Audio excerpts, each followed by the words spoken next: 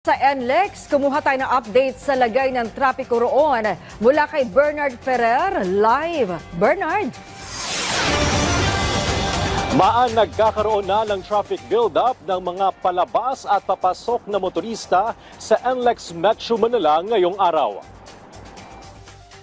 Sa monitoring ng North Luzon Expressway NLEX, simula kaninang umaga na magsimulang dumami ang mga dumaraang sasakyan sa expressway, partikular sa northbound ng Balintawak hanggang Maykawayan area.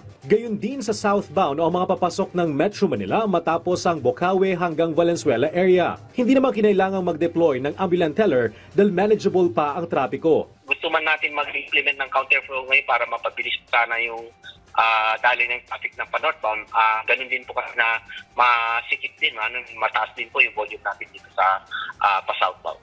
Ngayong araw, ilang aksidente ang naitala sa NLEX. Kabilang dito ang isang bus at isang truck sa southbound ng Balagtas area. Nagkaroon din ng minor accident sa Candaba Viaduct. Siniguro ng NLEX ang paghahanda ng precautionary measures para sa mga ganitong insidente. Bukod po dun sa mga mas marami nating deployment ng mga personnel, ganun din po yung ating mga emergency response teams, kagaya po ng ating tow trucks at subaybay na po dito sa kabaan ng expressway para mas mabilis po yung pag-responde din po nila. Pinapayuhan ang mga motorista na bago bumiyahe ay i-check ang battery, lights, oil, water, brake, air, gas, engine, tire at self o ang sarili. Simula December 31 ng alas 10 ng gabi hanggang January 1 ng alas 6 ng umaga ay magpapatupad ng toll holiday o free toll sa NLEX.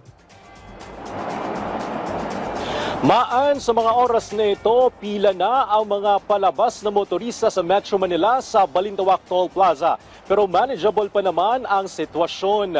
Mabilis ang usad ng mga sasakyan sa RFID lane, kaya hinihikayat ng NLEX ang mga motorista na magpalagay na ng RFID sticker para sa mabilis nilang biyahe sa expressway. Pero sa malaking bahagi naman ng NLEX, okay pa o mabilis pa ang usad ng mga sasakyan sa mga oras nito. Balik sa iyo, Maan.